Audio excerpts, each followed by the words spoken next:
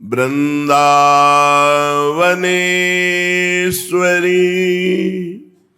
तवैव पदारविन्दम्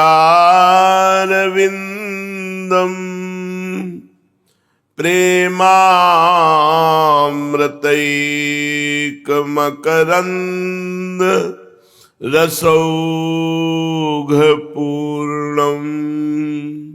हृद्यर्पितं मधुपते स्मरतापमूग्रम् निर्वापयत्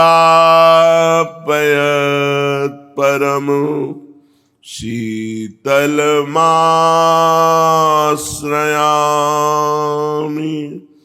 परम शीतलमाश्रयामि।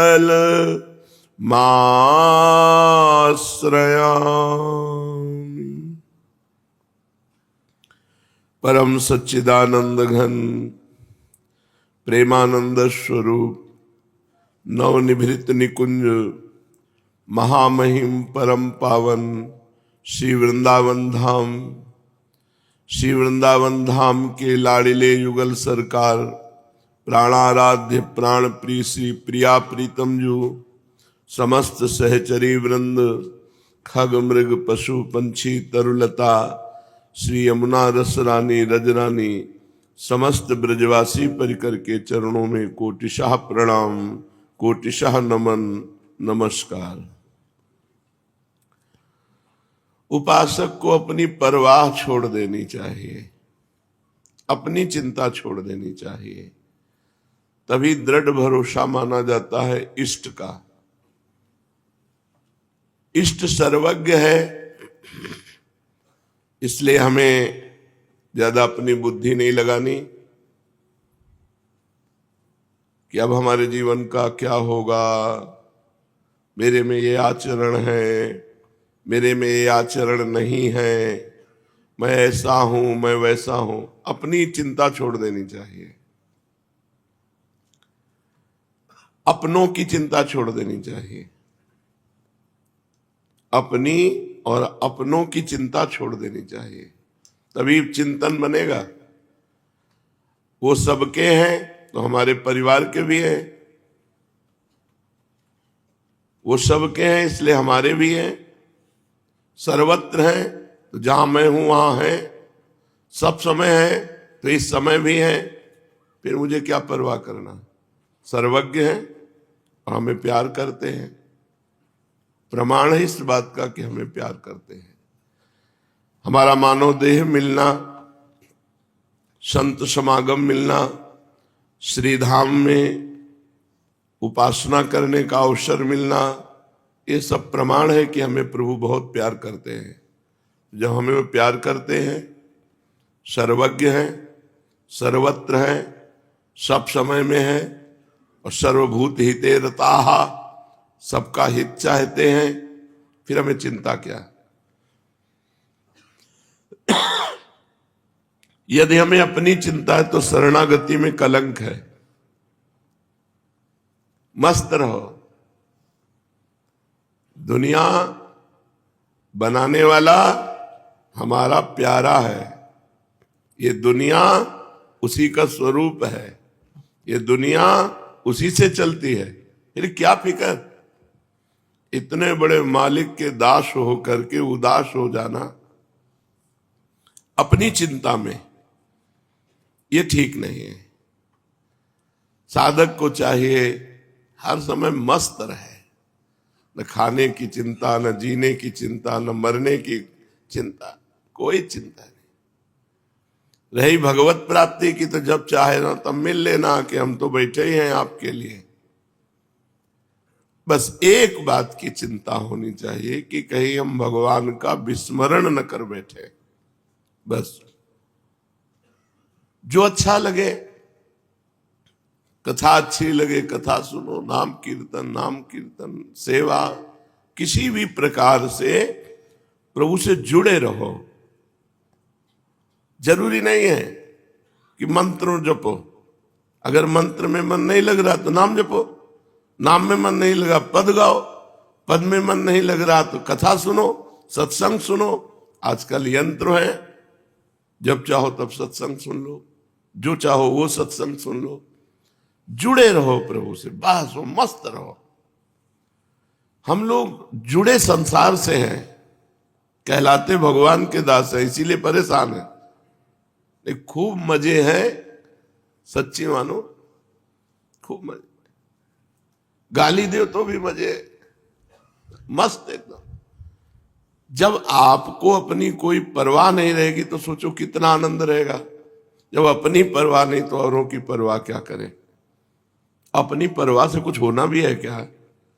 जो रचा हुआ है वही होगा। हमको जो नवीन कर्म करना था वो हमने पकड़ लिया, भगवान का भजन जो क्रियमाण। अब बस इसे नहीं छोड़ना और मस्त पड़े रहो। भगवत प्राप्ति क्या है पहले समझो।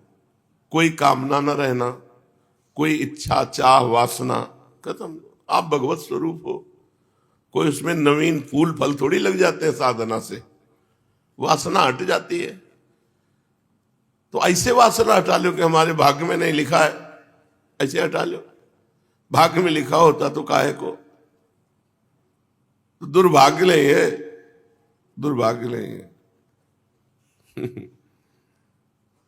बहुत सौभाग्य है जो इस प्रपंच से भगवान ने हमारा भाग्य काट दिया।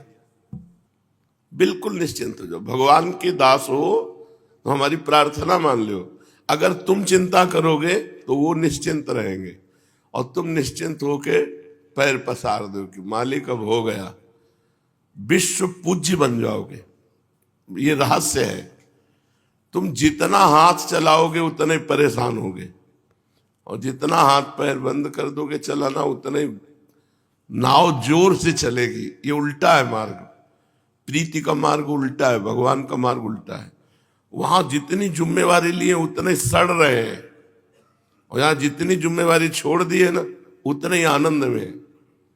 दिमाग सड़ा दिए, डिप्रेशन में पहुंच गए, गोलियां खा रहे, नींद नहीं आ रही। तो भगवत आश्रित बहुत बड़ा सौभाग्य है, बहुत बड़ा सौभाग्य। ये जो अपने लोगों को मिला है ना, पहचान नहीं पा रहे हैं, बहुत बड़ा सौभाग्य मिला है। हम गर्व से कह सकते हैं हम प्रियालाल के हैं, हम श्री जी के हैं। यार जब इतने बड़े हैं तो हम चिंता क्यों करें? भाई यही हम में कमी है कि हम इतने बड़े के होकर उनका चिंतन न करके अपनी चिंता में फंसे। 24 घंटे में पेन कॉपी लेकर एक दिन निर्णय निकालो, तुम कितनी देर भगवत चिंतन में ठहरते हो, कितनी देर अपने चिंतन में ठहरते हो। तो पूरा का पूरा निष्कर्ष निकलेगा जाकर के कि यदा कदा भगवत चिंतन, नहीं तो अपने चिंतन होता है। अब ये खाना है, अब ये पीना है, अब ये अपने सुख की बात, अपने सुख की बात छोड़ दो तो सुखी हो जाओगे। और जिसने अपने सुख की बात पकड़ी वो जेल में है, वो नरक में है, वो नरक जैसे दुखों में है। अपने सुख की बात छोड़ दो, परमात्मा चिंतन करो, तुम सुखी हो जाओगे। जितना भगवान से जुड़ोगे उतना ही महामहिम होते चले जाओगे। खास बात है, बिल्कुल बेपरवाह हो जाओ। हमारी बातें नहीं समझ में आ रही किसी को, मार चिंतन किए परेशान है, ये वो मस्त।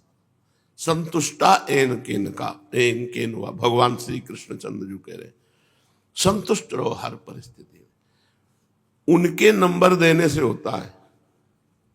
वो मूर्ख को नंबर 1 बनाना चाहे ना तो विश्व पूजनीय मूर्ख को बना दे, और पंडित को मूर्ख साबित करना चाहे ना तो चाहे जितना शास्त्रीय ज्ञान हो लोग उसे पागल ही समझेंगे। हमने देखा भी है, वो शास्त्र के नीचे नहीं उतर रहा, लोग कह रहे पागल है, ककारा नहीं जान रहा, जगत पूज्य बना दे। जब अपने लोग कक्षा 9 पढ़े गांव के, दुई का दुई, दो दूली 4, वह ABCD तो 6 के बाद शुरू होती है। कक्षा 6 में ABCD शुरू होती है। जो आज के छोटे बच्चों को पढ़ाया जाता है ना, वो सयाने बच्चों को पढ़ाया जाता। तो 6, 3, 9 कितना पढ़े? कुछ नहीं। ये पढ़ाई लिखाई का नहीं। मस कहीं करहीं बिरंची अज अजहि मसकते हीन। ब्रह्मा को मच्छर बना दे, मच्छर को ब्रह्मा बना दे, ये उनका काम है। यह जब इतना पावर है और हम आपके हैं तो हम मेहनत काहे को करें, परेशानी काहे को करें? हम तो बस राधा राधा, पर यही नहीं करे हो रहा और सब कुछ करे हो रहा है। चैन से बैठ के राधा राधा नहीं करे हो रहा और सब कुछ। बोले राधा राधा करेंगे रोटी मिल जाएगी, केवल रोटी। राधा राधा कहोगे तो नवनिभृत निकुंज मिल जाएगा। राधा राधा कहोगे तो अखिल ब्रह्मांड पति तुम्हारे अधीन हो जाएंगे। राधा राधा कहोगे तो चकाचक आनंद में रहोगे। पर समझे में नहीं आता। माया का चिंतन करने से कभी माया नहीं मिलती, और भगवान का चिंतन करने से भगवान भी मिल जाते हो, माया भी पीछे डोलती है। नहीं, मेहनत करे, चाहे जितनी मेहनत करे, अपनी मेहनत से कभी कोई बड़ा नहीं बन पाया। जो सबसे बड़ा बनना है, जब भगवान बड़ा बनाते हैं तो ऐसे बड़ा बना देते हैं। और जब भगवान से कोई विमुख होता तो चाहे जितना बड़ा बन, वो नीचे। देवराज इंद्र के पद में महाराज नहुस भगवान से विमुख आचरण कर बैठे तो अजगर की योनि को प्राप्त हुए। छोटा सा जीव जब भगवान का आश्रय ले लेता है। शिव पुराण में एक कथा आती है, एक आदमी शिव मंदिर में चोरी करने के लिए जाता है। उसे अंधेरा दिखाई देता है तो अपना उत्तरी वस्त्र वो जला देता है, और ऐसे जला के कुछ क्षण शिव मंदिर में प्रकाश करता है। देखता है कि क्या चुराने लायक है। कुछ चुराने लायक चीजें नहीं उसे मिली जो पैसे वाली होती। उत्तरी वस्त्र उसने जला करके मंदिर में प्रकाश किया। अगले जन्म केवल इस पुण्य के उसने पुण्य नहीं किया था, केवल इस पुण्य के प्रताप से वो चक्रवर्ती सम्राट बना। और उसको स्मृति आई कि शिव मंदिर में कुछ क्षण अपने वस्त्र का प्रकाश करने के परिणाम से मैं राजा बना। तो उसने अपने राज्य में लाखों शिवालय, और हर शिवालय में अखंड घी का दीप। तो अगले जन्म में कुबेर बना। कुबेर जी के जीवन चरित्र का वर्णन आता है। तो वो कुबेर जी बने, धनाध्यक्ष कुबेर, भगवान शिव के मित्र। इतने कृपालु भगवान है। निमित्त जरा सा केवल उनको, तो वो राई के समान भजन को सुमेरु के समान मानते हैं। क्या क्या चिंता करनी, किस बात की चिंता करनी। हमने कभी जो चाहा नहीं वो आगे आगे सब हो रहा है। बेमतलब की चिंता करते हैं लोग। आप कह दो कि आप तो भगवान के भक्त हो, तो क्या आप नहीं बन सकते हो? गृहस्थ और विरक्त केवल मार्ग है, हम सब भगवान के हैं। भगवान पे जिम्मेवारी छोड़ दो।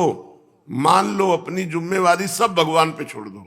केवल एक जिम्मेवारी रखो कि हम भगवान का विस्मरण नहीं करेंगे। बस हमारी इतनी बात मान लो, बादशाह हो जाओगे, मस्त हो जाओगे। लोक परलोक यही परलोक सकल सुख पावत, मेरी सो भैया कृष्ण गुण संचु।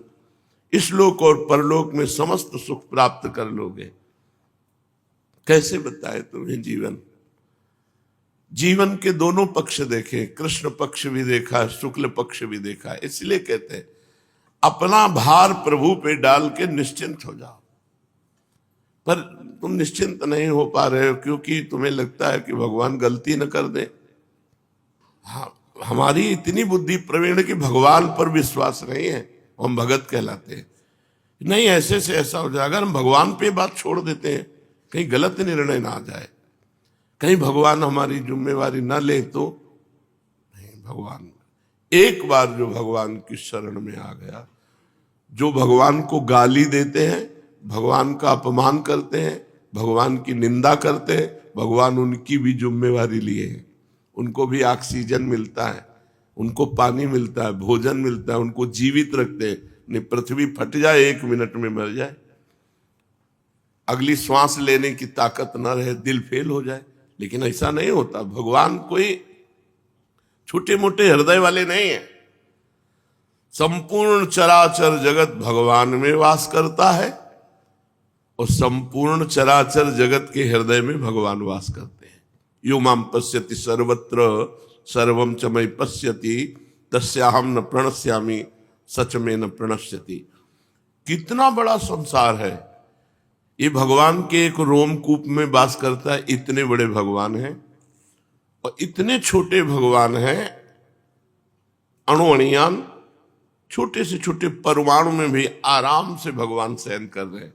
चींटी के हृदय में भी आराम से शयन कर रहे हैं। इतने छोटे हैं और बड़े इतने हैं कि अनंत ब्रह्मांड एक रोमकूप में वास करता है। दिखरावें माता तिन अद्भुत रूप प्रचंड, रोम रोम प्रति लागे कोटि कोटि ब्रह्मांड, एक एक रोमकूप में करोड़ ब्रह्मा, ऐसा मेरा स्वामी है।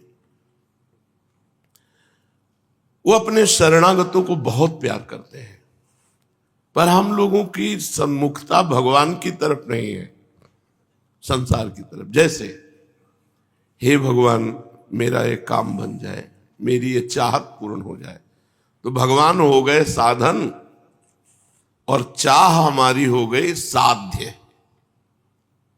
विषय, वस्तु, स्थान, पद, प्रतिष्ठा, इसी की चाह होगी। ये हो गया हमारा इष्ट, और इष्ट हो गया हमारा साधन कि हे भगवान तुम ऐसा कर दो। ये कोई आनंद का मार्ग है? दलित दुराए उस अनंत सुख देने वाले परमात्मा से तुच्छ विषय मांगना दलिद्रता नहीं तो और क्या है। चक्रवर्ती सम्राट प्रसन्न हो जाए और उससे हम मांगे कि 1 साल भैंस का चारा दे दो हमें, तो क्या होगा? बोले बादशाह से भी मांगा तो क्या मांगा। तो ऐसे सोचो हम लोग कितने दलिद्र हैं। भगवान से क्या मांगते हैं? हमको ये भोग मिल जाए, हमारी ये कामना पूरी हो जाए, हमारे को ये पद मिल जाए। ये सब दलिद्रा नहीं तो और क्या है। मायाकृत झूठे भोगों को इष्ट मान लिया और प्रभु को सेवक मान लिया। प्रभु को हमारा ये काम कर दो बिहारी जी, हमारा ये काम कर। बावरे लोगों समझो, सच्चिदानंद प्रभु से उनको छोड़ दो, उनके ऊपर। प्रभु आपको जो प्यारा लगे तो प्रभु अपनी स्थिति से देंगे। तो प्रभु क्या देंगे? परमानंद। प्रभु देंगे सच्चिदानंद सुख। हम लोग भटक रहे हैं भोगानंद में, क्षणिक विषयों के भोग में। सब कुछ नष्ट होगा, सब मरोगे। ये सत्संग ये नहीं कि ये जीने की आशा रखने दे। सत्संग उदासी पैदा करता है। आप सोचो, आप जब मरोगे तो आपका शरीर नहीं रहेगा। कब मरोगे? एक आदमी होटल से भोजन पाके और सौंफ ले रहा है, सौंफ लेके मुंह में डाला, मुंह भरा गिरा, मर गया। वो भोजन पाया और होटल से सौंफ लिया और मुंह में डाला, सौंफ नहीं स्वाद ले पाया, चला गया। इतनी मोटी बिल्डिंग बनाओ, इतने सरिया डाल के कि हमारे पूर्वज तक आगे के सब मतलब भरा हुआ है कूड़ा करकट, कुछ लेके नहीं जाना। जो शुभ अशुभ कर्म कर रहे हो भाई, कुछ नहीं। अगर समझ जाओ तो अभी मस्त हो जाए। अकेले जाना है, कुछ लाद के नहीं ले जाना है। जो कुछ तुम्हें मिलना जबरदस्ती मिलेगा, जैसे दुख मिलना था ऐसे सुख मिलेगा। काहे को परवाह करते हो? भगवान के भरोसे हो जाओ, दुख सुख दोनों को मिटा के आनंद प्रदान कर देंगे। एक रोम गिर जाए ना, दोबारा उसे लगा नहीं सकते। फैब्रिक और लादी से चिपकाओगे तो कितने मिनट चिपका रहेगा, सोचो। और तुम कहते हो कि जन्म जन्म तक, मतलब तुम हो क्या? काल को जीत लिए। भरोसा सेकंड का नहीं, वादे, प्लानिंग ऐसी मजबूत सरिया पड़नी चाहिए, ऐसा मजबूत मकान बनना चाहिए। हिया का जो जाना नहीं, और जहां जाना है वहां की कोई व्यवस्था नहीं, बेवकूफी है। कभी कभी हम हृदय की बात कहते हैं, हम हृदय की बात कह रहे हैं, बिल्कुल बेवकूफी। जैसी परिस्थिति है उस परिस्थिति में हरि स्मरण कर लो, यही सार्थक बात है। कल का जो चरित्र भगवान जब सब कटवा के जा रहे हैं ना, स्वयं जा रहे हैं, द्वारिका डूब गई, द्वारिकावासी सब मर गए, सरकार अंतर ध्यान हो रहे। जब वो दिव्य लीला बिहारी ऐसा करते हैं तो हम लोग तो त्रिगुणमयी माया की लीला में हमारा क्या बचेगा? न उनका घर रहा, द्वारिका भी लीन हो गई, न घर वाले रहे, कुछ सुन के मर गए और कुछ कट के मर गए आपस में। और आप भी और बलराम जी भी। यार यहां से जाना, यहां क्या करोगे इतना तूफान खड़ा करके? चुपचाप जैसी परिस्थिति है उसमें समय काटो और नाम जप करते करते मर जाओ, प्रभु को प्राप्त। सब मरोगे, बचोगे कोई नहीं। देखो, मरने से सब जग डरा, मेरो मन आनंद। सब मृत्यु से डरते हैं, अपने को बहुत प्रिय शब्द है मृत्यु, सही मानो। एक ही बार तो मरना है, उसके लिए डरना क्या। जैसे कसाईवाड़े के हर जानवर पर गड़ासा चलेगा, ऐसे मृत्यु लोक काल का कसाईवाड़ा है, सबके ऊपर चला। राम जी अपने पूरे परिकर को लेकर सरयू में लीन हो गए। और कल आपने श्याम जी के परिकर की पूरी लीला सुनी। जब राम जी श्याम जी का परिकर नहीं टिका, राम जी श्याम जी प्रगट में अंतर ध्यान हुए, तो हम तुम कैसे टिक सकते हैं। हमारा तुम्हारा क्या पावर है, वो तो पावर के पावर हैं। वो चाहते तो प्रगट रूप में ऐसे ही राम राज्य करते रहते, उनको कोई नियम कानून उनके ऊपर है क्या। लेकिन वो भी अंतर ध्यान हुए, तो जाना है यहां से। और खास बात कुछ लेके नहीं जाना, खास बात कोई साथ नहीं जाना, मरे जा रहे हैं। देखो ना, दिन भर कमा जब से सृष्टि हुई कन्नी वसूली आज तक चल रही, पता नहीं क्या बन रहा है। नहीं, जब से सृष्टि हुई कन्नी वसूली चल रही, कभी लेबर मिस्त्री फ्री नहीं मिलेंगे। और क्या बन रहा है, उनका खेल ऐसा है, बन ही रहा है तब से। कभी ये नहीं हुआ कि इस साल निर्माण बंद। कैसा खेल उनका है। हे, इस खेल से निकलना है तो इसके रहस्य को जान लो। केवल भ्रम है, केवल भ्रम, कुछ नहीं है। बड़े बड़े चक्रवर्ती सम्राटों के महलों में कबूतर हग रहे हैं, खंडहर हो गए, ना उनके नाम है ना उनकी निशानी है, बस केवल एक कहानी है। इसलिए यहां ज्यादा रचो पचो मत। यहां कुछ तुम्हारा नहीं है, कुछ तुम्हारे साथ नहीं जाएगा। नाम कमा लो, नाम। देखो, आज हम सुबह कह रहे थे साधकों से कि सुखी है वो जो एकदम मूर्ख है, संसार में चिपका हुआ है। 100 रुपया मिला तो एक बर्फ की सिल्ली उसके छाती में रख गई। या सुखी है वो जो परमानंद ब्रह्मानंद में डूबा हुआ है। ये हम लोग जो बीच वाले हैं ना, ये सब दुखी है। ऊपर उठो, या तो एकदम पागल जिसको शरीर बोध नहीं, और या तो एकदम उच्च कोट की स्थिति जिसको शरीर बोध नहीं। ये शरीर बोध वाले जितने हैं ये सब पिस रहे हैं, कुछ अच्छा नहीं लगता। होली दिवाली उत्सव सब ऐसा लगता है जैसे टीवी का कुछ भी सत्य नहीं है। ऐसे यहां कुछ भी सत्य नहीं, तो अपने लोगों को कोई खुशी थोड़ी होती है। बस यही तो दुर्दशा है, कह रहे हैं कि तुम जिसे खुशी समझते हो वो सब दुख का खेल है। कोई खुशी नहीं, कोई उत्साह नहीं रह गया। होली आ गई, क्या होना चाहिए, तुम्हें जो करना है तो कर लो। हमारे लिए होली दिवाली सब एक ही रोना है और कुछ नहीं है। कुछ नहीं रहे, कोई उत्साह नहीं रह गया। सोचो कैसा जीवन होगा। न खाने का उत्साह, 6 घंटे में मल बन जाएगा, क्या है। इतना ज्ञान प्रवीण हो जाता है कोई कहीं टिकने नहीं देता। कोई मुस्कुरा मरेगा, इसकी मुस्कुराहट से क्या कुछ है। ये सब नाशवान है, मतलब कहीं कोई खुशी नहीं है। अब सोचो उस आदमी की जिसके दिमाग में इतनी प्रवीणता आ गई कि हर चीज काट रही है। अब उसको एक ही बात नजर आती है, यार अंदर से इच्छा होती कि अब जीने की इच्छा नहीं, जो हमारा काम था हो गया, अब जीने की इच्छा नहीं। बोले नहीं, लोक कल्याण हो रहा है। अरे लोक है ही नहीं, भगवान है सब। कल्याण किसका होना है, केवल भगवान है। एक निराशा, एक भारी उदासी, कहीं प्रसन्नता की कोई गुंजाइश नहीं है। प्रसन्नता है तो केवल भगवान की तरफ है, संसार की तरफ है ही नहीं। ये आ गया तो क्या होगा, सब नाशवान है। ये चला गया तो क्या हुआ, ये तो जाना ही था।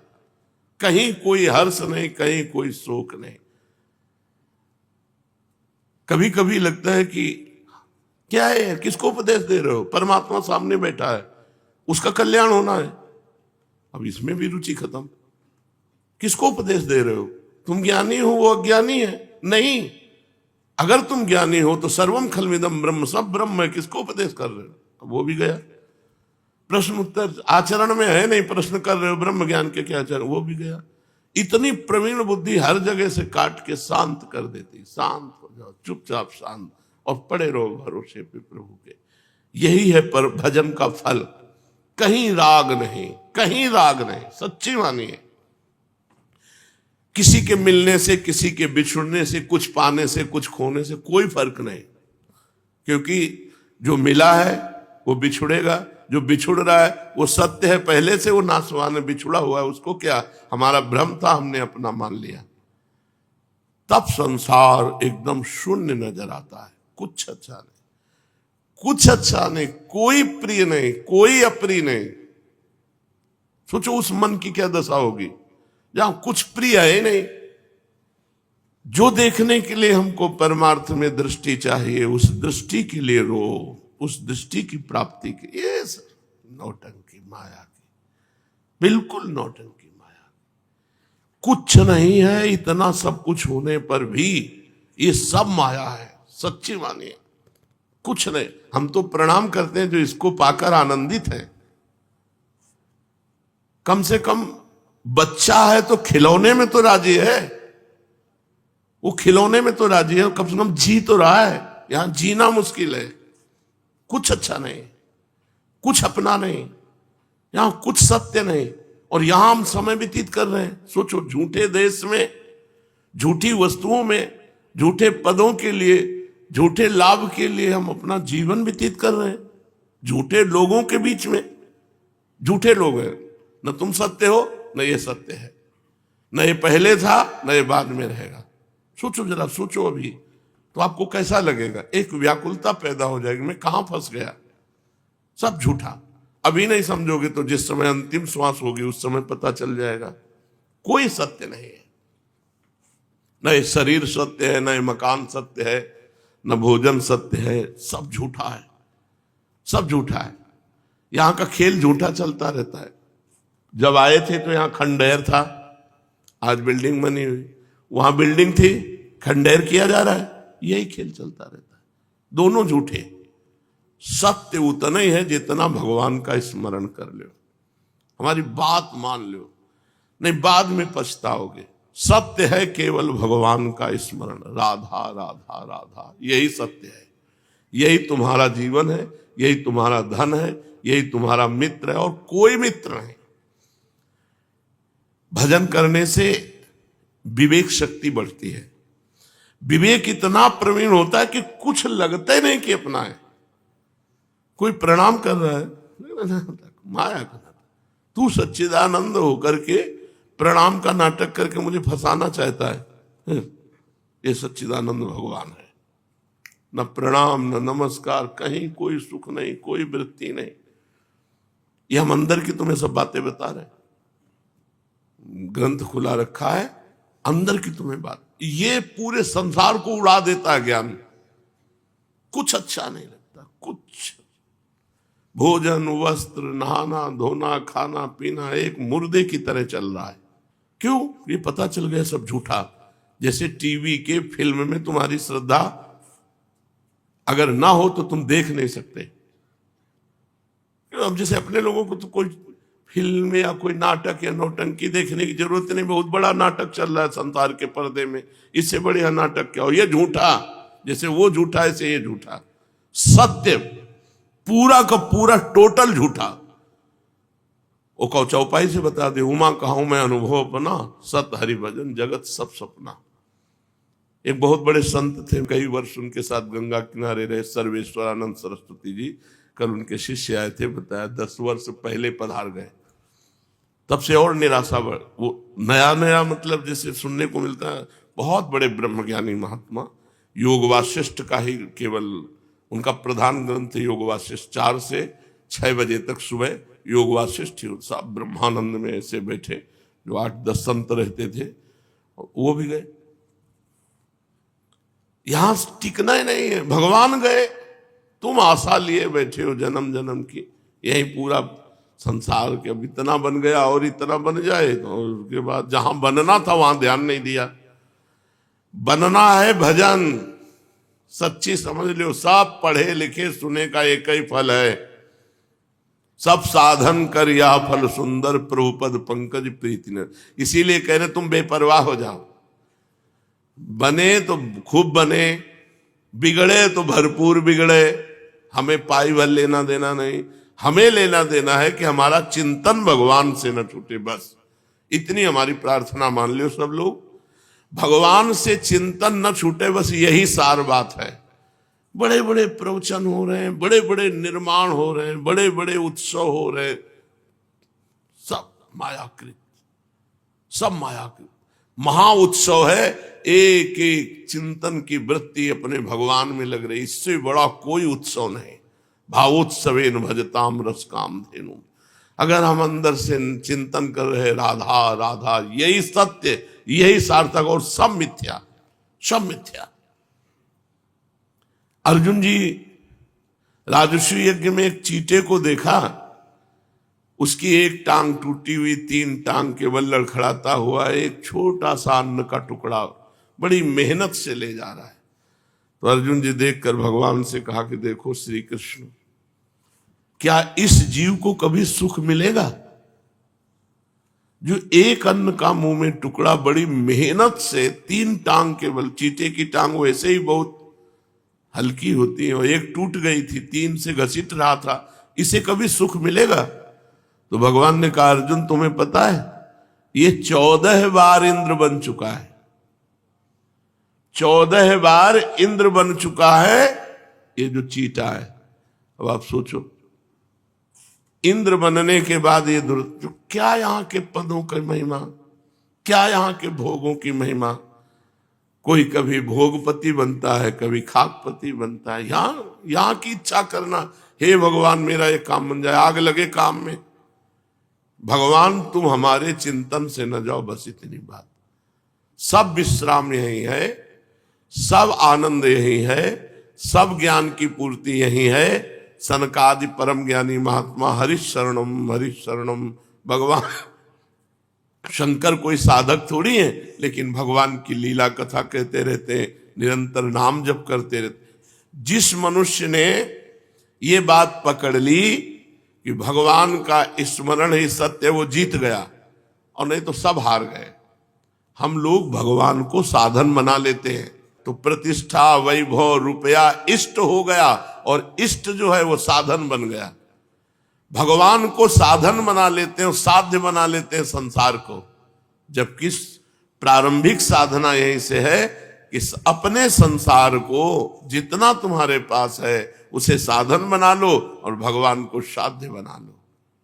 छोड़ो, ज्यादा ज्ञान ध्यान की जरूरत नहीं है, सब ज्ञान ध्यान माया की एक चपेट में बह जाता है।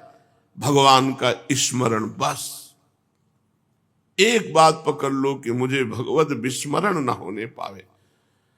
और हम आपको बताएं, नाम जपते जपते क्षमता आती निरंतर नाम जपने की, नहीं तो मन व्याकुल हो जाएगा, नाम जप निरंतर नहीं कर पाएगा। क्षमता आती।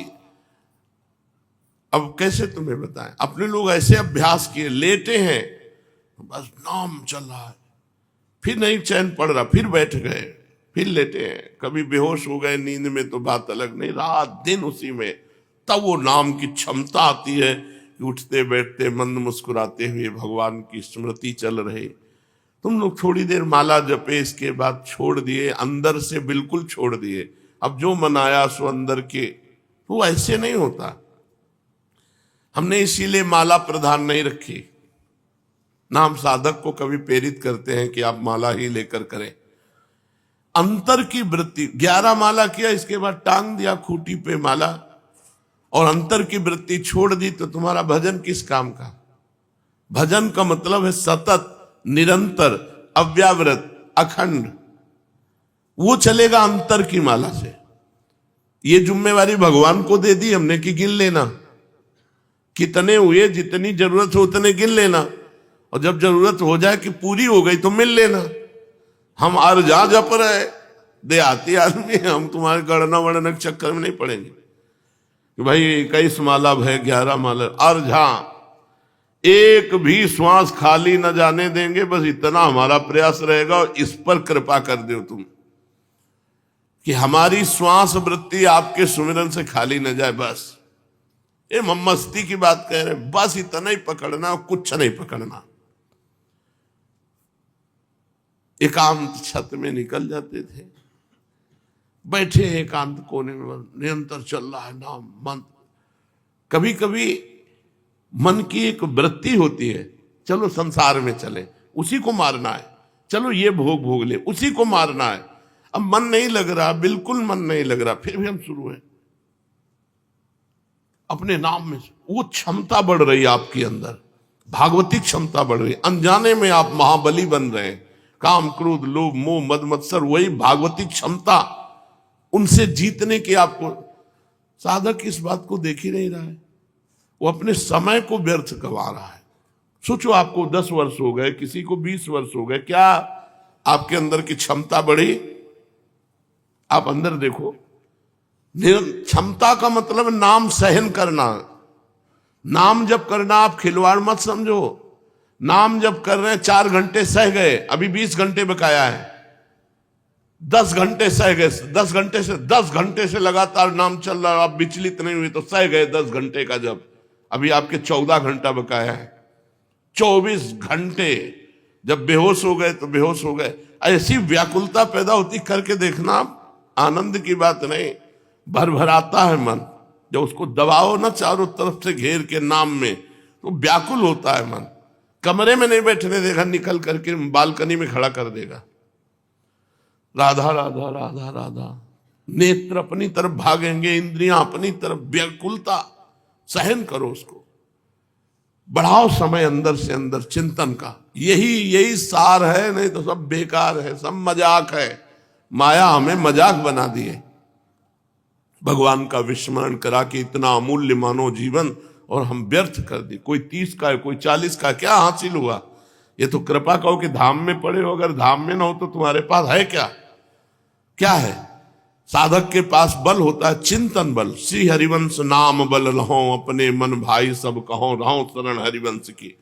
कि अगर अभी आपको चलो तो आप बिल्कुल तैयार हो इस संसार से जाने के लिए, मृत्यु को बिल्कुल स्वीकार किए हो, ये हमारी तैयारी है।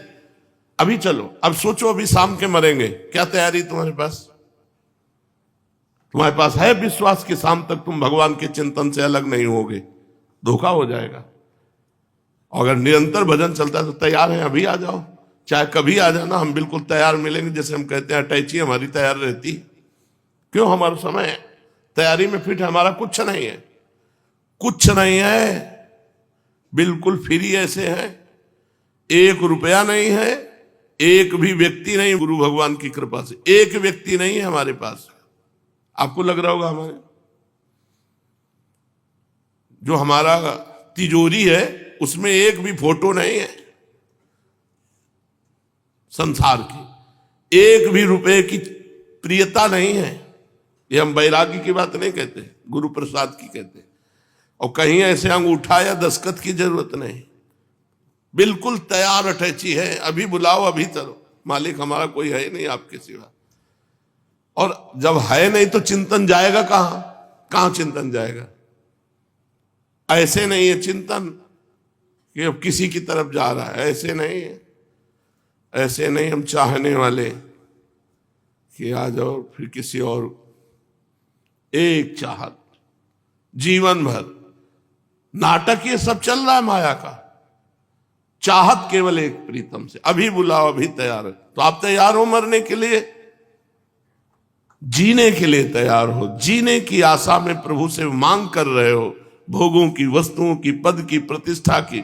और मृत्यु लोक है, जानते हो मरना पड़ेगा, और मरने की तैयारी नहीं कर रहे। करो, ये हम हृदय का सत्संग तुमसे कर रहे हैं। मरने की तैयारी कर, फिर देखो तुम्हें क्या अच्छा लगता है। जब तुम्हारा मन कहे कि ऐसा होता तो मर जाते, तो उसी समय सूत्र डालो। नारायण स्वामी कह रहे 2 को ना भूलो, एक मृत्यु को, एक भगवान को। जब मन कहे अगर ऐसा खाने को होता, अगर खाने के पहले मर गए तो राधा राधा राधा राधा राधा।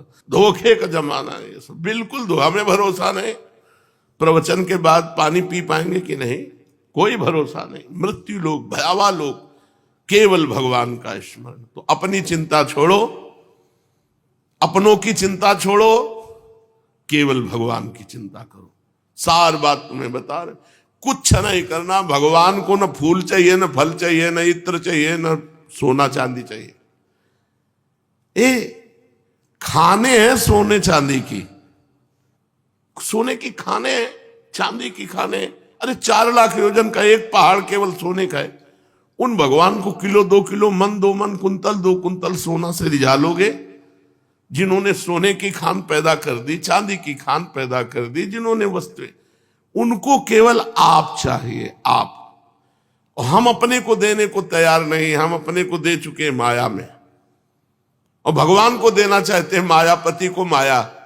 ये तो हम अपने भाव प्रस्तुत करते हैं प्रभु के सामने कि ये इत्र है, ये भोग है, तो वो भाव वाली वस्तु स्वीकार कर लेते हैं। देखो कल एकांतिक में बताया था, करोड़ों अरबों की व्यवस्था की थी दुर्योधन ने, ऐसे सुंदर व्यवस्थाएं भगवान के लिए कि देखकर द्वारिकाधीश मोहित हो जाएंगे। भगवान ने आंख उठा के नहीं देखा, और जब कहा भोजन के लिए तो उन्होंने कहा भूख में या प्रीति में, दो में भोजन होता है। मेरे अंदर भूख नहीं, तेरे अंदर प्रीति नहीं, इसलिए हमारा भोजन हो ही नहीं सकता। तेरे अंदर प्रीति नहीं और मेरे अंदर भूख नहीं। वहां से कह के सीधे विदुरानी के पास जाते हो, कहते भूख लगी है, कुछ लाओ ना। वो बावरी है, उनको तो कुछ सुध नहीं है, तो केला की तरफ भगवान इशारा करते हो, केला लाती, गूदा फेंक देते हैं। भगवान प्रेम मगन होकर छिलका पा रहे हैं। अब विचार करो, छिलका पा करके प्रेम मगन हो रहे हैं भगवान। भगवान को वस्तु चाहिए, पत्रम पुष्पम फलम तोयम, एक चुल्लू जल में प्रसन्न हो जाने वाले भगवान है। ये सारी सृष्टि उनकी, अगर चुल्लू भर जल भी दे रहे हो तो उन्हीं का जल दे रहे हो, उन्हीं की सृष्टि का जल दे रहे हो। सिर्फ आपका भाव चाहिए। भाव दिए हो माया को, अपनापन किए हो माया से, और माला चला रहे हो भगवान का। बहुत लंबा सफर है, बंद करो। कुछ करने की जरूरत नहीं, होने की जरूरत है। भगवान के हो जाओ बस, हमारा कोई नहीं। ये कोई बिरला ही कर पाएगा, कह तो रहे बिल्कुल सरल भाषा में, ये सब शास्त्रों का सार कह रहे हैं आपको। भगवान का होके भगवान का भजन करो। बिगड़ी जन्म अनेक की, अब ही सुधरे आज। कौन सी साधना हो जाएगी अभी? आज अभी जीवन मुक्त हो गए। कैसे? वही राम को। कोई हमारा नहीं, हम किसी के नहीं, हम केवल श्री भगवान के। और जितनी श्वासें बची नाम जप कर रहे हैं, कोई गंदे आचरण नहीं करेंगे, बस मुक्त हो गए, जीवन मुक्त हो गए।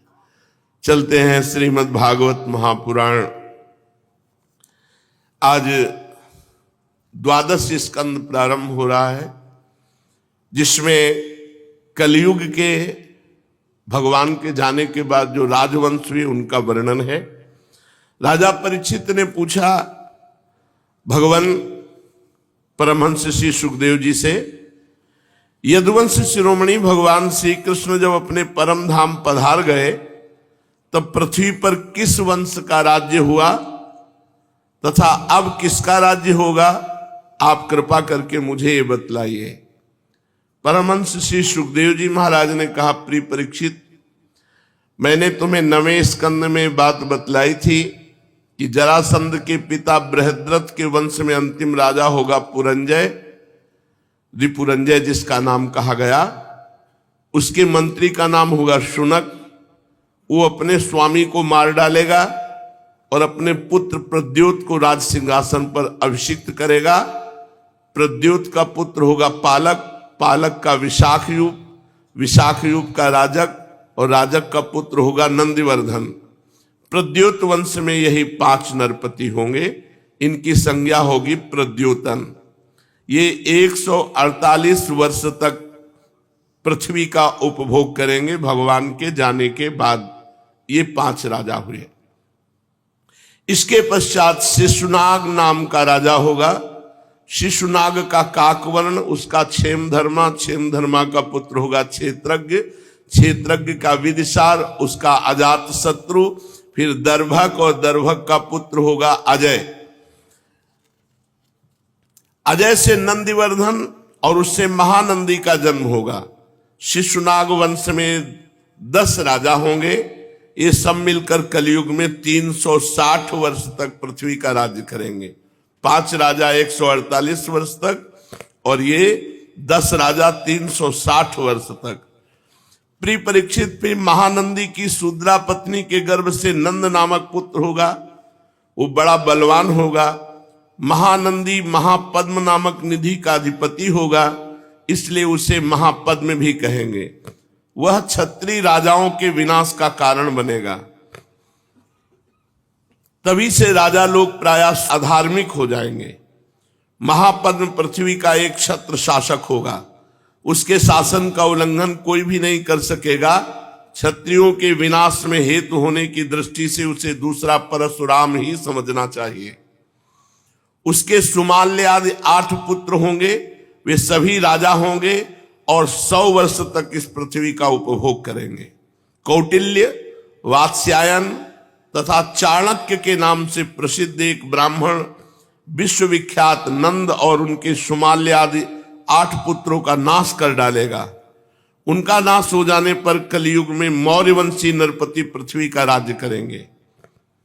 वही ब्राह्मण जिसका नाम चाणक्य, कौटिल्य, वात्स्यायन है, वो पहले पहले चंद्रगुप्त मौर्य को राजा के पद पर अभिषिक्त करेगा। चंद्रगुप्त का पुत्र होगा वारिसार और वारिसार का अशोकवर्धन। अशोकवर्धन का पुत्र होगा सुयश, सुयश का संगत, संगत का शालिशूल और शालिशूल का सोम शर्मा, सोम शर्मा का शतधन्वा, शतधन्वा का पुत्र बृहद्रथ। कुरुवंश विभूषण परीक्षित मौर्य वंश के 10 नरपति कलयुग में 137 वर्ष तक पृथ्वी का उपभोग करेंगे। बृहद्रथ का सेनापति होगा पुष्पमित्र शुंग, वो अपने स्वामी को मारकर स्वयं राजा बन बैठेगा।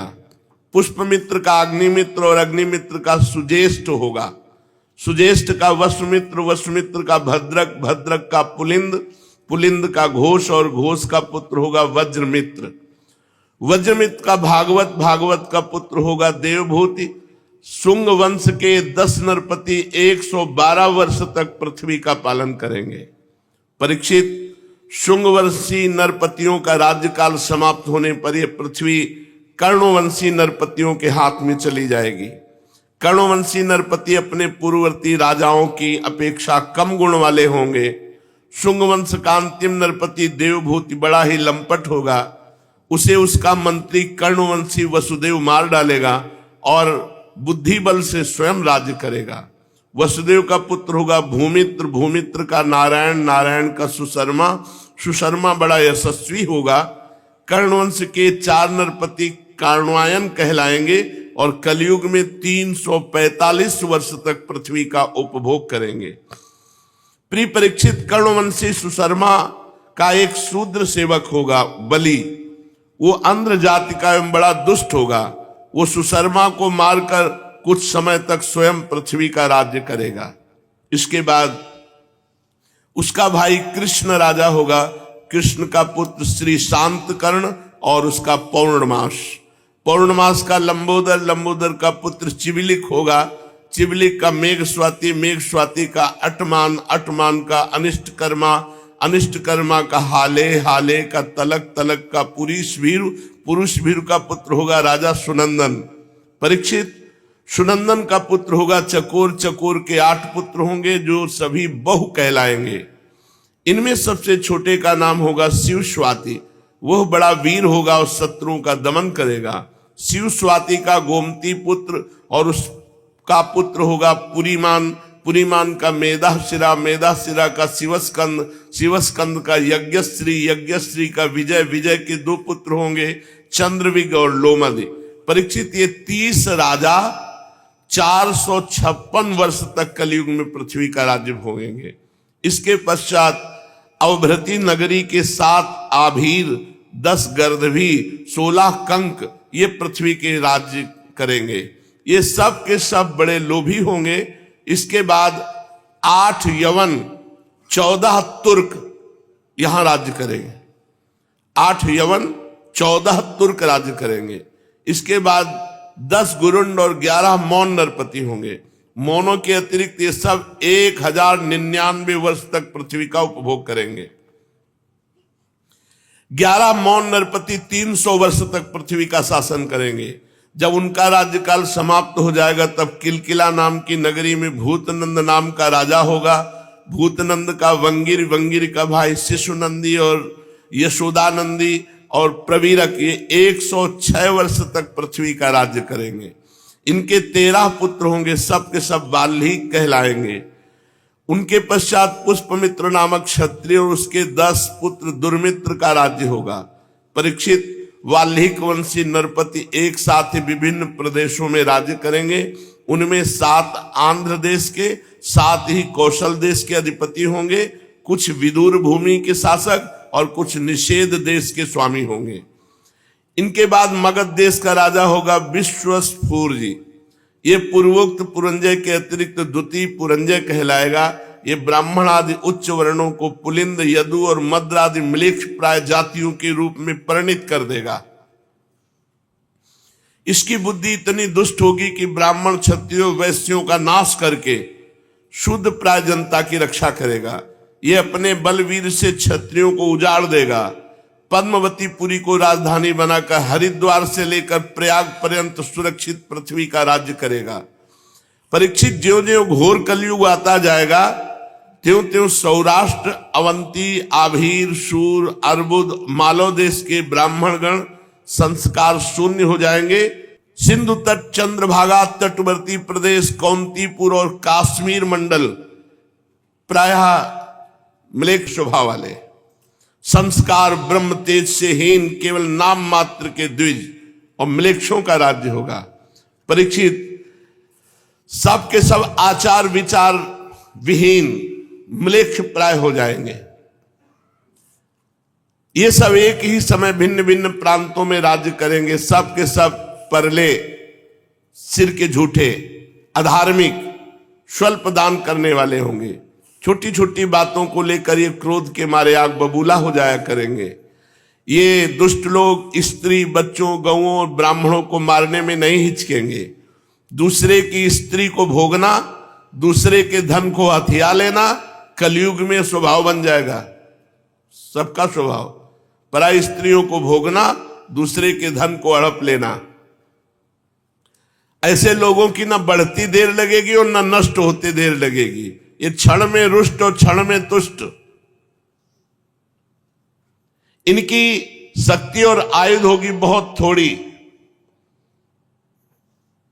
इनमें परंपरागत कोई संस्कार नहीं रह जाएंगे। ये तो बहुत 2-2,500 वर्ष की बात बता रहे हैं, क्योंकि इतने राजा हो गए तो 2,500 वर्ष हो गए। अब तो 5,000 वर्ष के ऊपर चल रहा है। 4,32,000 वर्ष की आयु कलयुग की है। लोग अपने कर्तव्य कर्म का पालन करना भूल जाएंगे। रजोगुण तमोगुण से अंधे बन जाएंगे। राजा के वेश में म्लेच्छ ही होंगे। लूट घसोट, प्रजा का खून चूसना, ऐसा स्वभाव बन जाएगा। ऐसे लोगों का शासन होगा तो देश की प्रजा भी वैसे ही स्वभाव, आचरण और भाषण वाली हो जाएगी। राजा लोग तो उनका शोषण करेंगे, प्रजा आपस में एक दूसरे को उत्पीड़ित करेंगे और अंततः सब नाशवान, नष्ट। फिर वही आ गया, ये सब लिखा पड़ी है, सब मर गए, मिटिया मेट हो गए, कहीं कोई नहीं। श्री सुखदेव जी कहते, परीक्षित समय बड़ा बलवान है। ज्यों ज्यों घोर कलयुग आता जाएगा त्यों त्यों उत्तरोत्तर धर्म, सत्य, पवित्रता, क्षमा, दया, आयु, बल और स्मरण शक्ति का लोप होता जाएगा। कलयुग में जिसके पास धन होगा उसी को महान माना जाएगा। लोग उसी को बड़ा आदमी मानेंगे, कुलीन, सदाचारी, सद्गुणी मानेंगे। वही बड़ा माना जाएगा जिसके पास धन है, जिसके पास पावर है। बिल्कुल, जिसके हाथ में शक्ति होगी वही धर्म और न्याय की व्यवस्था देखेगा, चाहे वो घोर पापी क्यों न हो। जो लिखा है वो देख ले, हो रहा है। दाम्पत्ये भी रुचिर हेतुर मायैव व्यवहारिके। पहले लड़की की कुंडली देखो, लड़का की कुंडली देखो, गुण मिलाओ, सब। कलयुग में नहीं चलेगा। विवाह संबंध के लिए कुल, सील, गुण की परख निरख नहीं होगी। युवक युवती पसंद कर लिए, बस हो गया। पसंद आए तो ठीक है, नहीं दूसरा कर लीजिएगा। ये कितना गंदा व्यवहार। युवक युवती पारस्परिक रुचि से ही विवाह होगा, गुण से, कुंडली से, जाति से, कुल से, इससे कोई मतलब नहीं रह जाएगा। व्यवहार में कौन निपुण माना जाएगा? जो जितना झूठ और बेईमानी कर ले, जितना गंदा व्यवहार कर ले, उतने व्यवहार में निपुण माना जाए वाले बड़े प्रवीण हैं। लाखों की जो चपत लगा दे दूसरे की, वही प्रवीण माना जाएगा कलयुग में। किसी के जीवन में सच्चाई और ईमानदारी नहीं रहेगी। युग धर्म का प्रभाव, जो जितना छली कपटी होगा उतना ही प्रवीण माना जाएगा। जितना छल कर ले, कपट कर ले, उतने व्यवहार कुशल माना जाएगा। स्त्री पुरुष की श्रेष्ठता उसके गुण संयम से नहीं, उसके चरित्र से नहीं, उसकी दुष्टता से होगी। जितना दुष्ट स्वभाव, जितना नीच, जितना वो उतना ही महान। कलयुग में कोई ब्राह्मणत्व से युक्त नहीं रहेगा। कलयुग का प्रभाव अभी तो भगवान की कृपा से है, क्योंकि अभी 5 वर्ष 4,32,000, पहले 32,000 तो पार हुए। न यज्ञ उपवीत, न त्रिकाल संध्या, कोई मतलब नहीं है, कोई मतलब नहीं। ब्राह्मणत्व से कोई मतलब नहीं रह गया है। त्रिकाल संध्या, गायत्री जप, नियम संयम, कोई मनमानी आचरण। अब तो यज्ञोपवीत भले ब्याह के समय डाल लेते हो तो डाल लेते हो, नहीं तो ब्याह क्या होता है? जब girlfriend boyfriend live in relation, तो पंडित की जरूरत क्या है? ब्याह की जरूरत क्या है? दंड कमंडल से सन्यासी की पहचान, और एक दूसरे के चिन्ह स्वीकार कर लो, कोई किसी को बोलने वाला नहीं। जब मनावे जिस आश्रम में प्रवेश हो जाओ, मनावे सन्यासी, सन्यासी से मनावे गृहस्थ, गृहस्थ से मनावे सन्यासी, कोई रोक नहीं टोक, कौन रोक टोक रहा है? बड़ा विचित्र। जो जितना घूस देने में समर्थ होगा उतना ही वो बड़ा आदमी माना जाएगा। लिखा हुआ है भाई, शास्त्र जो कह रहा वही हो रहा है। आप देख लो, वही हो रहा है जो शास्त्र में लिखा है। जो घूस देने में असमर्थ होगा, धन देने में असमर्थ होगा, वही सबसे बड़ा दोषी माना जाएगा। घूस नहीं दे सकता, धन नहीं दे सकता, असमर्थ है तो दोषी है, वही दोषी है। और बहुत बड़ा दोष किए, घूस दे रहा है, धन है, वो दोषी नहीं माना जाएगा। बड़े लोग हैं। सत्य न्याय नहीं मिल पाएगा, पैसे के बल का न्याय होगा। ये कलयुग का प्रभाव है। अब जैसे एक वकील साहब आए, उन्होंने कहा कि हम जानते हैं कि आदमी गलत है, लेकिन हमें वकालत करना ही होगा, हमने पढ़ा इसीलिए, तो हम उसको जिताएंगे। भाई ऐसा तो नहीं होना चाहिए। क्यों जिताओगे? जब जानते हो गलत है तो क्यों जिताओगे? बोले हमारे को पढ़ाया इसीलिए जाता है, पैसा। तो अगर तुम्हारी बहन के साथ कोई बलात्कार किए हो और जानते हो, तो उसका मुकदमा लेकर के उसे जिता सकते हो? चुप हो गए हो? जिता सकते हो, जानते हो गलत है, अब जिताओ। नहीं जिताओगे, क्यों? क्योंकि मेरी बहन है। अगर किसी और की बहन है तो आप जिता सकते हो। फिर आपकी पढ़ाई लिखाई धूल है। किस काम की पढ़ाई लिखाई? पढ़ाई लिखाई तो इसी बात की वकालत की थी कि दुष्टों को दंड दिलाया जाए और निर्दोषों को मुक्त कराया जाए। हमारे समाज की व्यवस्था तभी। पर कलयुग का प्रभाव, रुपए के आगे ज्ञान विज्ञान काम नहीं करेगा। जहां वो अटैची गई 10 लाख की, तो सब ज्ञान विज्ञान और प्रवचन एक तरफ हो जाएगा और 10 लाख दिखाई देंगे। और जो बोलचाल में जितना बाचाल होगा, उसी को पंडित कहा जाएगा। पंडित सोई जो गाल बजावा, जितना प्रवीण हो बोलने में, उतना ही वो विद्वान माना जाएगा। असाधुता या दोषी किसे माना जाएगा? जो गरीब होगा। गरीब होगा। गरीब होना एक बहुत बड़ी असाधुता, दोषी की पहचान मानी जाएगी। विवाह के लिए शास्त्र इनकी जरूरत नहीं पड़ेगी, एक दूसरे की स्वीकृति ही पर्याप्त है। स्वीकृति मात्र से पर्याप्त है। शास्त्र विधि विधान संस्कार की कोई आवश्यकता न समझी जाएगी। स्नान की जरूरत नहीं पड़ेगी। बस बाल काढ़ लिए, मुंह में चिकनाहट लगा लिए, कपड़े पर लत्ते से लैस हो गए, यही समझा जाएगा स्नान। ऐसा हो भी रहा है। लोग दूर के तालाब को तीर्थ मानेंगे और निकट के गंगा आदि तीर्थों को तीर्थ नहीं मानेंगे। दूर के तालाब को तीर्थ मानेंगे, नजदीक के गंगा आदि तीर्थों को तीर्थ नहीं मानेंगे। माता पिता की उपेक्षा करेंगे, माता पिता का अपमान करेंगे, वही हो रहा है।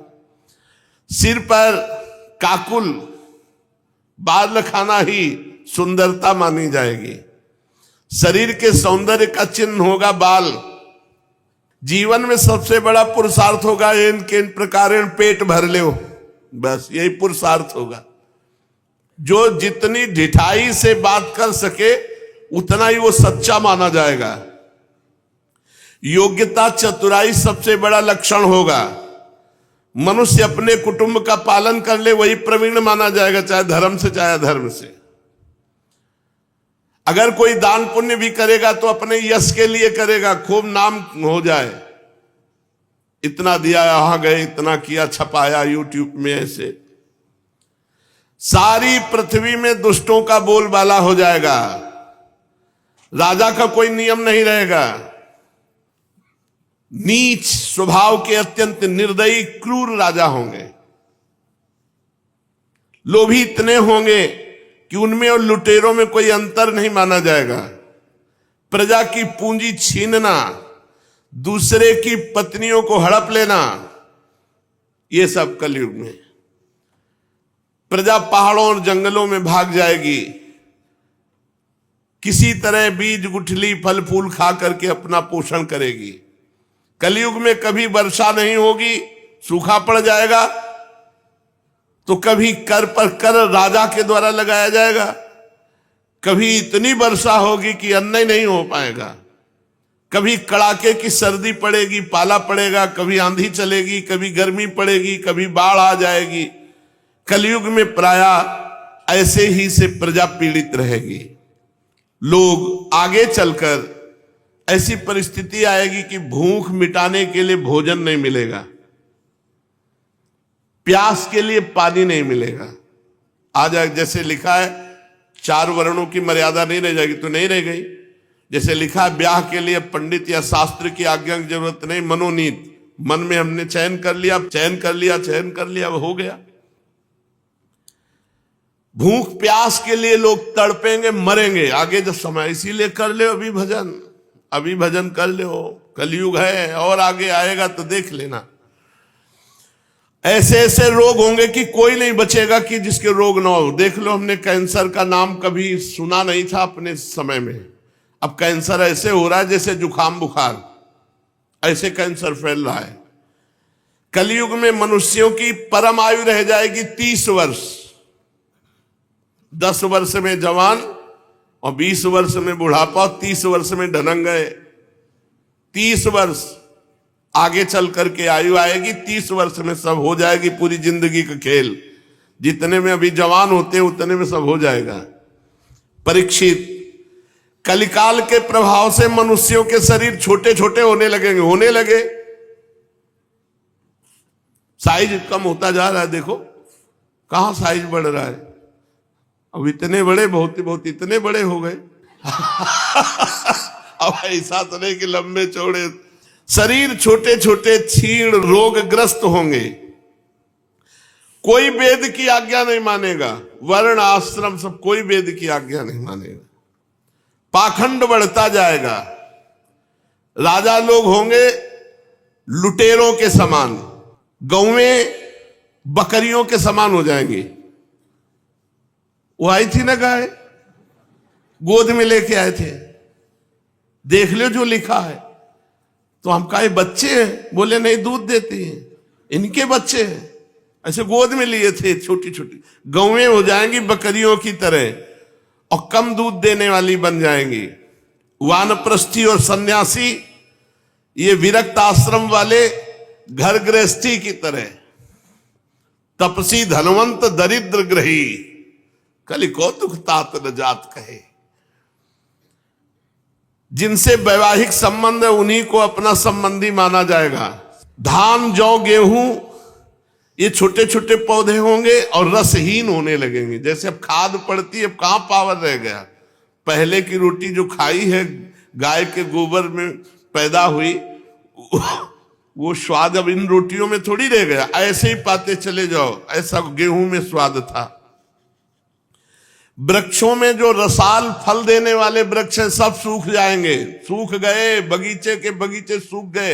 एक एक गाड़ी आम, सुबह जाओ बिछा पड़ा हुआ है आम, अलग अलग स्वाद के आम थे, हिंगुहा ये वो, बड़े बड़े वृक्ष आम होते, बड़े बड़े वृक्षों के, मतलब जितनी बड़ी राधा केली कुंज इतना बड़ा एक वृक्ष होता, ऐसे फैली डाले। और जब सुबह जाओ तो बिछा हुआ आम पड़ा है, बाल्टी में डाल के बैठ जाओ, 2-4 किलो तो ऐसे ही पा जाओ आम, फ्री बुला के पवाया जाता था। जिसके बगीचे होते थे खूब, वो सब सूख गए। अब इतने बूढ़े हैं, इतने बड़े फल हैं, पता नहीं कौन। देखो कलयुग का प्रभाव, इतना बड़ा पेड़ है, वो डाले संभालने लायक है नहीं, इतना बड़ा फल है। कैसा वर्ण संकर पैदा हो रहे, फल फूल मनुष्य। अधिकांश रसाल वृक्ष सूख जाएंगे, छोटे छोटे कटीली झाड़ियां और ऐसे वृक्ष रह जाएंगे। कुछ समय बाद समय आएगा कि आकाश में बादल और बिजली तो दिखाई देगी, बूंद पानी नहीं गिरेगा। कर लो भजन जल्दी जल्दी, निकुंज चलते हैं। गृहस्थों के घर अतिथि सत्कार नहीं होगा, पहले लिखा होता था अतिथि देवो भव, अब लिखा होता कुत्ते से सावधान। कलयुग का प्रभाव, दरवाजे पे तुलसी का पौधा, गाय बंधी है पवित्र, अब दरवाजे पे कुत्ता बंधा हुआ है। आजकल दरवाजे पे कुत्ता रखे जाते हैं, गेट के अंदर रस्सी बांध करके सुरक्षा के लिए। पहले लिखा अतिथि देवो भव घरों में, अब लिखा होता कुत्ते से सावधान। हाँ, जनसंख्या अभी बढ़ रही, फिर घटेगी, क्योंकि वर्षा नहीं होगी, भूखों मरेंगे सब, आगे समय आएगा। परीक्षित अधिक क्या कहें, कलयुग में ऐसा स्वभाव हो जाएगा मनुष्यों का जैसे गधों का, केवल बोझा ढोना, कोई भजन पूजन से मतलब नहीं। गृहस्थी केवल भोग भोजन, बस इसी के लिए परेशान रहेंगे, सब विषयी पुरुष हो जाएंगे। ऐसी स्थिति में धर्म की रक्षा करने के लिए फिर भगवान को ही अवतार लेना पड़ता है। प्रिय परीक्षित, सर्वव्यापक भगवान श्री हरि सर्वशक्तिमान हैं, सर्वस्वरूप होने पर चराचर जगत के शिक्षक हैं, सदगुरु हैं। वे साधु सज्जन पुरुषों के धर्म की रक्षा के लिए उनके कर्म बंधन को काट कर उन्हें जन्म मृत्यु के चक्र के छुड़ाने के लिए अवतार ग्रहण करेंगे जब घोर कलयुग आ जाए। अभी 4,32,000 में अभी 5,000 के ऊपर कुछ हुआ है। भाव भ्रष्टाचारा सब संसारा, धर्म सुने नहीं काना, कलिकाल बिहाल के मनुजा ने माने को अनुजा तनुजा। भारी भ्रष्टाचार बढ़ेगा जब घोर पापाचार, कहीं राम कृष्ण हरि नाम सुनाई नहीं देगा, स्वाहा स्वधा वे सब। उस समय संभल ग्राम में विष्णु यश नाम के एक श्रेष्ठ ब्राह्मण होंगे, उनका हृदय बड़ा उदार एवं भगवत भक्ति से पूर्ण होगा। उन्हीं के घर में कल की भगवान का अवतार होगा। श्री भगवान अष्ट सिद्धियों के और समस्त सद्गुणों के एकमात्र आश्रय हैं, समस्त चराचर जगत के वही रक्षक और स्वामी हैं। उनके घोड़े का नाम होगा देवदत्त। वो देवदत्त नामक शीघ्रगामी घोड़े पर सवार होकर दुष्टों को अपने तलवार के घाट उतारेंगे, काट काट कर जितने दुष्ट कलयुगी हैं सबको मारेंगे भगवान। और उन भगवान के रोम रोम से अतुलनीय तेज की किरणें छिटकती होंगी। वे अपने देवदत्त नामक शीघ्रगामी घोड़े से पूरी पृथ्वी पर विचरण करके जो राजा के वेश में छिप कर रहने वाले कोटि कोटि डाकू हैं उनका संहार करेंगे। फिर जब सब दुष्टों का संहार हो जाएगा तब नगर और देश की सारी प्रजा का हृदय पवित्र हो जाएगा। कल की भगवान के दर्शन से शरीर में लगे हुए अंगराग के स्पर्श से पावन वायु सबकी बुद्धि शुद्ध कर देगी। उनके पवित्र हृदयों में सत्य मूर्ति भगवान वासुदेव विराजमान होंगे और फिर उनकी संतान पहले की भांति हष्ट पुष्ट और बलवान होने लगेगी। प्रजा के नयन मनोहारी हरि के ही अवतार से धर्म की रक्षा होगी, क्योंकि हरि सबके स्वामी हैं। जब भगवान कल की रूप में अवतार ग्रहण करेंगे उसी समय से फिर सतयुग प्रारंभ हो। ये आखिरी बात है, 4,32,000। अभी तो 80 तक लोग जा रहे हैं, 90 तक बताया नहीं, 20-30 में हो जाएगा काम। 4,32,000 भजन कर लो, भजन। चलो चलते हैं निकुंज श्री जी के पास, वहीं 56 भोगा रोकेंगे और मजीरा हो जाकर कीर्तन करेंगे, जय जय श्यामा, जय जय श्याम, जय जय श्री वृंदावन। कहाँ इस प्रपंच में फंसेंगे? खूब भजन कर लो। नहीं आकाश में बिजली दिखाई देगी, बूंद पानी नहीं होगा तो नीचे से पानी कहाँ निकलेगा? पीने के लिए तड़प जाओगे, मर जाओगे, ऐसा समय आएगा। भोजन नहीं मिलेगा, अन्न नहीं मिलेगा, हाहाकार मच जाएगा, इतनी जनता बढ़ जाएगी, फिर सब मरेंगे। इसलिए यही सब दिमाग में आकर भजन कर लो, खूब भजन करो। अभी कलयुग महाराज की बड़ी कृपा है, खूब खाने को मिल रहा है, अभी बढ़िया शांति है, पहले से बहुत अच्छा था। जो प्रारंभ में कलयुग का स्वरूप था उससे अच्छा स्वरूप है इस समय। देखो म्लेच्छों का राज्य रहा, दुष्टों का राज्य रहा, बड़े भाव से भजन कर लो। नहीं कभी ऐसा समय आ गया कि अधार्मिक राजा हुए तो कथा कीर्तन में रोक लगवा दी जाएगी। तो आ जाएगा समय, ये नाम कीर्तन नहीं कर पावे, ये कथा कीर्तन न कर पावे, ऐसा कलयुग में समय आएगा। इसलिए अभी खूब भजन कर लो। अगर अधार्मिक राजा हो जाए तो जो आदेश करेगा उसके फरमान का पालन होगा। तो इसलिए अभी भजन कर लो, बहुत बढ़िया समय है, भगवान की प्राप्ति कर लो। जीवन थोड़ा है, इसी में भगवत प्राप्ति हो जाएगी। हर श्वास राधा राधा जपो, आखिरी श्वास राधा तो राधा की प्राप्ति हो जाएगी। शेष चर्चा आगे। श्री राधा वल्लभ लाल।